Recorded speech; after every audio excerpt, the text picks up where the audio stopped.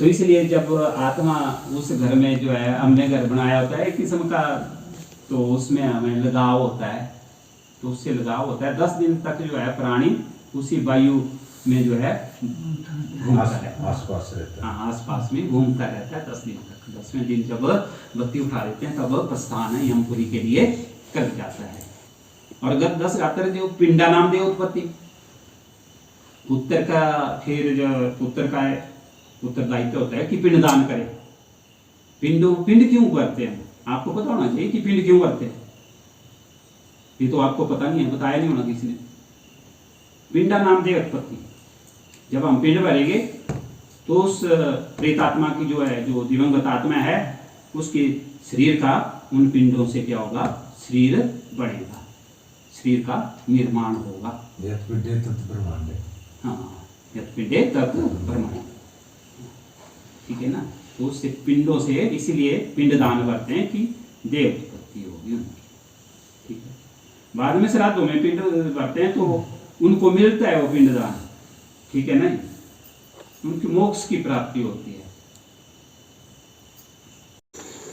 हमें ना बहुत सारी ऐसी चीज़ें होती हैं जिनके बारे में हमें ज्ञान नहीं होता है। जब तक हमें कोई उन चीज़ों के बारे में ज्ञान ना देना तब तक हम उन सारी चीज़ों से अनभिज्ञ रहते हैं। हेलो फ्रेंड्स, वेलकम बैक, स्वागत है आप सभी का। तो फ्रेंड्स, अभी हम लोग अपने पैतृक गांव में पहुंच चुके हैं जहां पे मेरी चाची सास की डेथ हुई है, और अभी हम लोग जा रहे हैं रात डालने के लिए। तो ये जो रात डालना होता है ना, ये ऐसा था कि जो दिया है हम लोगों ने रखा होता है उसकी जो है सारी रात देख रेख करनी होती है कि दिया बुझे ना।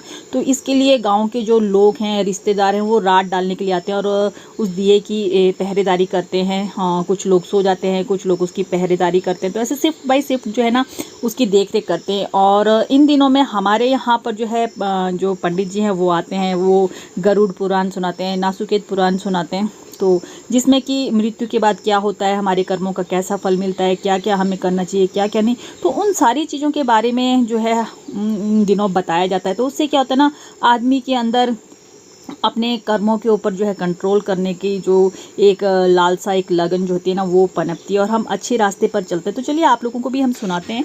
नारायणं नमस्कृत्य नरं चैव नरोत्तमं देवीं सरस्वतीं ततो जयम् उद्रियेतः। सर्वप्रथम नारायण भगवान जी को नमस्कार करके, अपने गुरुजन को नमस्कार करके, अपने माता पिता के चरण कमलों को नमस्कार करके, सभी तीर्थों को नमस्कार करके, अपने माता पिता के चरण कमलों को नमस्कार करके और सभी ऋषि जनों को नमस्कार करके कथा श्रवण करें। तो बोले नासिकेत पुराण की जय। आपने जो है नासिकेत पुराण की कल जो है 5 अध्याय जो है श्रवण करे किए हैं।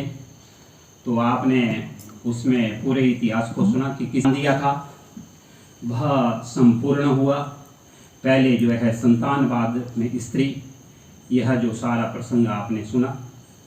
और उसके बाद उदालक मुनि ने अपने पुत्र नासिकेत को शाप दिया, और इतना भयंकर शाप दिया कि आप जाओ उस यमपुरी को देखो, धर्मराज को देखो। तो वहाँ पर जो है क्षण भर के लिए योगाभ्यास के द्वारा जो है वहाँ पर नासिकेत जी उस यमपुरी देखने के लिए जाते हैं। आगे का वर्णन, उस यमपुरी का पूरा इतिहास इसमें आपको श्रवण करेंगे। पिनः पाप दंड्यते ही यमागमे ब्राह्मण गहनश्च य पापः कुंभिपाके स पच्यते गोघनैव कृतघनाश्च ये च स्त्रीगर्भपातिनः तेलयंत्रेण पीडयन्ते यमदूतैर्भयंकरिः। तो ये है दिया जहाँ पर बैठ के जो है गरुड़ पुराण और नासुकेत का जो है पाठ किया जाता है और जिसकी देख रेख के लिए आते हैं। तो ये एक मटके को तोड़कर जो है रखा गया है, उसके अंदर नीचे गाय का गोबर लगाया था, ऊपर से दिया रखा होता है। और जो दिए की बाती होती है ना, उसको ऊपर एक लकड़ी के साथ लपेटा जाता है ताकि जो बातियाँ लंबे 10 दिनों तक चलनी होती है तो ख़त्म ना हो, क्योंकि दिए को बुझना नहीं दिया जाता है। और सारी रात जो है लोग यहाँ पर बैठकर जागते हैं, और जैसे सुबह होती है तो सब जो है चाय वगैरह पी के जो है अपने अपने घरों को निकल जाते हैं, क्योंकि सभी को फिर अपने अपने काम पर भी जाना होता है। और बाकी जो परिवार के लोग हैं वो आप देख ही सकते हैं अभी यहाँ सो रहे हैं। तो चलिए इनको चाय देते हैं और इनको फिर हम उठाते हैं, और क्योंकि फिर उसके बाद हमें जो है दतेलू भी बनाना है। तो उसके बाद फिर मैं आ गई थी ऊपर, और यहाँ हमारे दतेलू का काम चला हुआ है। दतेलू यानी कि ब्रेकफास्ट, तो हमारे यहाँ लोकल में बोलते हैं इसको दतेलू या न्वारी। तो अभी हम उसकी तैयारी यहाँ पर तो इन दिनों में जो भी लोग घर में आते हैं ना, उनको बिना खाना खिलाए जो है घर से नहीं भेजा जाता। तो चाहे अगर वो सुबह के टाइम में आए तो सुबह का ब्रेकफास्ट करा के भेजते हैं, लंच के टाइम में आते हैं तो लंच करवा के, मतलब बिना खाना खिलाए ना किसी को भी जाने नहीं दिया जाता है। तो ऐसी रहती है, और बहुत सारी जगह तो फिर बुट्टी भी हम लोग लगाते हैं। और ये सारे जो रीति रिवाज है ना, वो मुझे लगता है कि धीरे धीरे जो है हम लोग इसको ख़त्म करते जा रहे हैं, क्योंकि हम जो है ना अपने बच्चों को इन चीज़ों को सिखाना ही नहीं चाहते। जब तक हम उन बच्चों को यहाँ ऐसी जगहों पे ले नहीं जाएंगे, उनको दिखाएंगे नहीं, तब तक उन्हें जो है इन सारी चीज़ों के बारे में क्या पता चलेगा। तो मेरा तो अपना मानना है कि हमें ले जाना चाहिए। और ये मटकी आप देख रहे हैं, इसमें पानी होता है, नीचे गोबर होता है, पर इस मटकी को मुझे क्या बोलते हैं याद नहीं आ रहा। अगर आपको पता है तो प्लीज़ मुझे कमेंट में बताइएगा कि इसको क्या बोलते हैं। पर इससे पता चल जाता है कि इस घर में जो है ना डेथ हुई है। तो भाई मेरा तो अपना मानना है ना कि अपने बच्चों को इन सारी चीज़ों से जो है हमें रूबरू कराना चाहिए, उनको इन सारी चीज़ों को बताना चाहिए।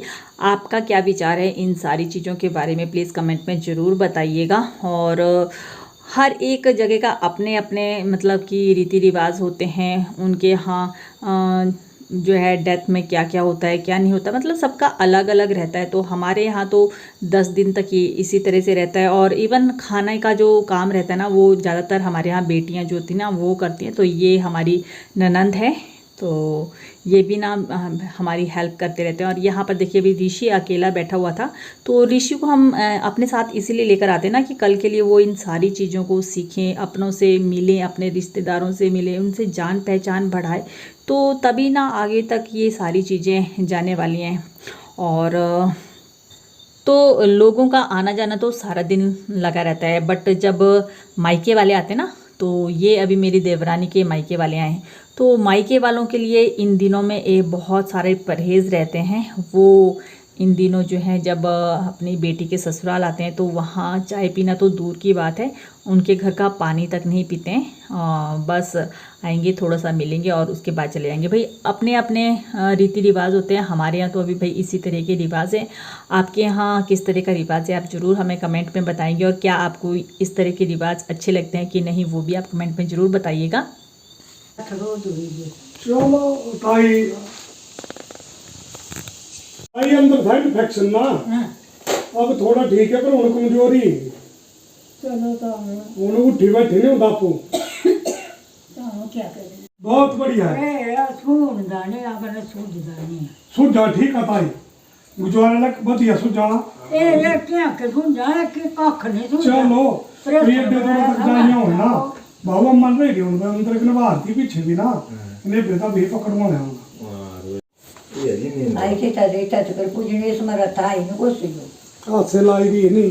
हां बेटा हमरो नहीं आई है नहीं मुझे बेटा 2-3 बार गुना भाई फिर तो भेज लाई ले न्यो।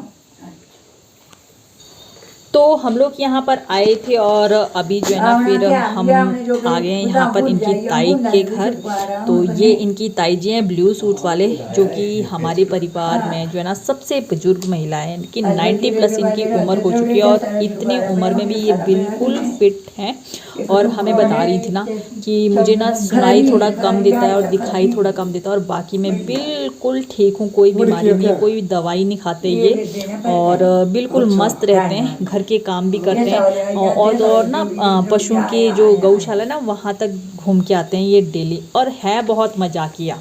ज्यादा सुन फिर बोले चीना मत बोला मैं रहूंगा ना, तो दादा इतने किलोटे तू ले चले का सकते हैं अरे क्यों चलाना अरे तू भी होना जब रे तो के दिन पर नेला था से तो चक्का जब रख किलोटे पाया घर आ लगी से हुआ ये ना दिमाग होना का तो तेरे पोतरू नहीं होने ओम से तेरे पोतरू नहीं होने रही हैं, तेरे पोतरू नहीं रही रे उना पोतरू ही है ये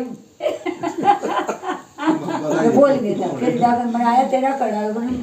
हां मार गसा मी म्हणण्याचा देत पाडा क्या पता नहीं घरा दे पाना चिकन पाना जबरा भी गया ने के ना आता जे हल्के हल्के बच्चे हुए ना तीन बच्चा जो उत्सुकता हुए नवी नवी जगह देखने रही जाने रही आने रही ताले बनाने हुए तूने क्या करना हाँ सारे पार्टियां देखो ने देखते ही हैं पता नहीं ढेरे अगे देखोगे दाने आ सारे बच्चे को वो मते देखने वाले तू सोनी सुधा ने देखा मते पार्टियां तू पेरा तू से मनी आता ये मैं आ सारे कपड़ा कोई नहीं है देख के आजे ना बोली थी मैं गल कने देखोगे ना तो पता नहीं वो तू एक ही पर सड़े खाई रहे ना तू